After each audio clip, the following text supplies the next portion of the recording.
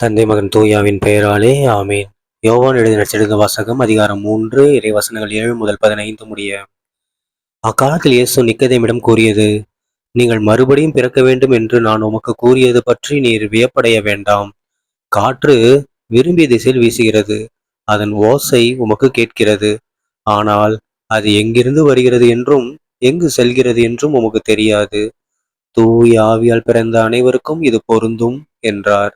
நிக்கதேம் அவரை பார்த்து, இது எப்படி நிகழ முடியும் என்று கேட்டார். அதற்கு இயேசு கூறியது, நீர் இஸ்ரேல் மக்களிடையே போதகராயிருந்தும் உமக்கு இது தெரியவில்லையே. எங்களுக்கு தெரிந்ததை பற்றியே பேசுகிறோம், நாங்கள் கண்டதை பற்றியே சான்று பகர்கிறோம். எனினும் எங்கள் சான்றை நீங்கள் ஏற்றுக்கொள்வதில்லை என உறுதியாக உமக்கு சொல்கிறேன்.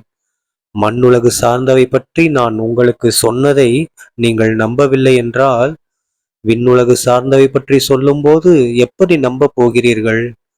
விண்ணகத்திலிருந்து இறங்கி வந்துள்ள மானிட மகனைத் தவிர வேறு எவரும் விண்ணகத்திற்கு ஏறிச் சென்றதில்லை. பாலை நிலத்தில் மோசேயால் பாம்பு உயர்த்தப்பட்டது போல மானிட மகனும் உயர்த்தப்பட வேண்டும். ஆண்டவரின் அருள்வாக்கு. கிறிஸ்துவே உமக்கு புகழ். அன்பான சகோதர சகோதரி, இன்று பாஸ்கா 2ஆம் வாரம் ஏப்ரல் 14ஆம் தேதி 2026ஆம் வருடம் செவ்வாய்க்கிழமை. இன்றைய நட்சத்திர பாரு நம்ம இயேசு கிறிஸ்தாண்டவர் இப்பவும் நிக்கதேம்கிட்ட தான் பேசிட்டு இருக்காரு. அப்படி பேசும்போது என்ன சொல்றாரு, நீ என்ன கொஸ்டின் மேல கொஸ்டின் கேட்டுட்டு இருக்கிற? நான் இப்ப வெறும் பூமியை பத்தி நான் சொல்றதே நீங்க நம்ப மாட்டேங்கிற, இன்னும் நான் விண்ணகத்தை பத்தி சொல்லும் போது நீ எப்படிதான் நம்ப போறியோ அப்படின்னு சொல்றாரு. ஓகேங்களா? ஏன்னா ஒரு இடத்த பத்தி ஒருத்தர் பேசுறாங்கன்னா அந்த இடத்துக்கு கண்டிப்பா போனவங்களால மட்டும்தான் அந்த இடத்த பத்தி பேச முடியும். கரெக்டுங்களா? இல்லைன்னா போயிட்டு வந்தவங்க சொன்னதை பத்தி பேசலாம். ஆனா ஏசப்பா என்ன சொல்றாரு, இது வரைக்கும் யாரும் அப்படி போனதே கிடையாது, நான் மட்டும்தான் போயிட்டு வந்திருக்கேன். ஸோ நான் என்னால மட்டும்தான் சொல்ல முடியும். அதாவது ஏசப்பாவால மட்டும்தான் என்ன பண்ண முடியும், விண்ணகத்தை பத்தி சொல்ல முடியும்.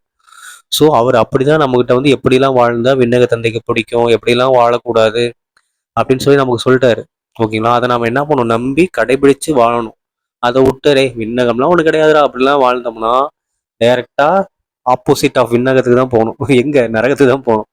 சரிங்களா? ஸோ நம்ம என்ன பண்ணணும், ஏசப்பா சொல்றத நம்ம நம்பணும். அவர் தான் சொல்றாரு, எப்படா நம்ப போறீங்க, எப்படிதான் நம்புவ அப்படின்ட்டாரு.